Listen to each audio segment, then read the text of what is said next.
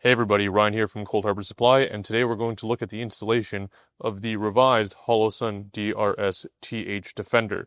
Now this version improves on the old version that we did a video of earlier by being a bit stronger and a little bit easier to install. So before we get into installation, let's go over the tools you're going to need.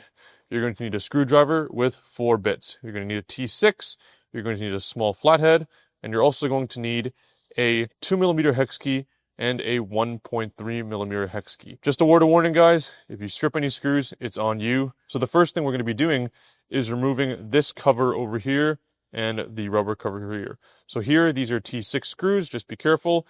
They screw off pretty easily.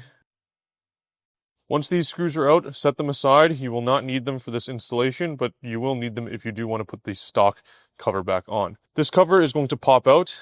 Just be very careful. It's going to be a bit hard to remove. It will come off like so, and there will be 2 little springs in here. Do not lose these small little springs over here because they are very easy to lose. For the rubber cover over here, it's very easy. Just 2 small flatheads over here. We're also not going to be using these flathead screws, so they can be removed and set aside, just like the smaller T6 screws. We're going to set this guy aside for now, and we're going to get into installing the thermal covers on the top first before we do the polycarbonate cover below. So there's 3 variations of this. There's one with a titanium shield, there's one with a germanium, and then there's one with a combination of the 2. They're all going to be slightly different, but we're going to start off with the easiest one, which is going to be the titanium. So for the titanium cover, all you're going to do is flip it over to the back here, put the titanium cover in like so, and then you're also going to have one big O-ring. So this is a 2-step TPU O-ring.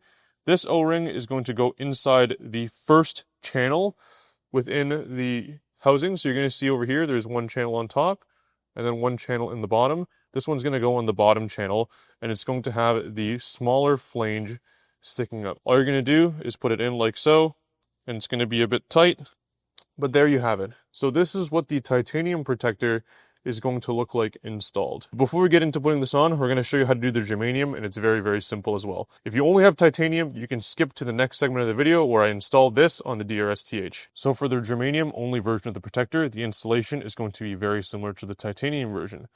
Now, we do have a shortage of germanium right now due to a lot of international things, but it's going to look like this. Typically, when you get the germanium, it's going to come wrapped in a little baggie with a small tissue paper inside. I recommend you guys using the tissue paper to hold the germanium so it doesn't get damaged or scratched, as this scratches pretty easily. What you're then going to do is you're going to take this and drop it in here like so, and then you're going to use the upper channel to hold the double stack O-ring in, and you're going to install this in the opposite orientation of the titanium one. So what you're going to do is you're going to put the smaller flange on the bottom and the larger flange of this ring on top, and then you're going to install it the same exact way. And there you have it. The germanium only version of the DRS protector is now installed. Although this one, like I said, is a demo germanium with a ding in it. So now we're going to move on to a version that combines both the titanium and germanium protectors. If you only have the germanium version, you can move on to the step where we install the entire product. Alright, so for the version with both protectors, we're actually not going to be using the larger O-ring, the double flanged O-ring. We're going to be using these 2 smaller ones over here. The first thing you're going to be doing is take your titanium and place it inside here so that it rests on the lip of the protector. Then as you can see, there's a small initial channel here that this O-ring is going to go in. If you need to, you can use a screwdriver to kind of poke it in place. After that, the germanium is going to rest on top, like so. And then, as you can probably guess, this final O-ring holds it all together as a nice sandwich. Alright, so now that you have your thermal sacrificial lens stack in there, no matter which version you get, the rest of the steps are going to be the same. You're going to want to take your polycarbonate ballistic shield over here and slip it on this. When you get it new, it's going to be covered by this protective wrapping. Just peel that off and slip it right there. It should be a nice fit. After that, what you're going to do is you're going to put this piece on the entire thing.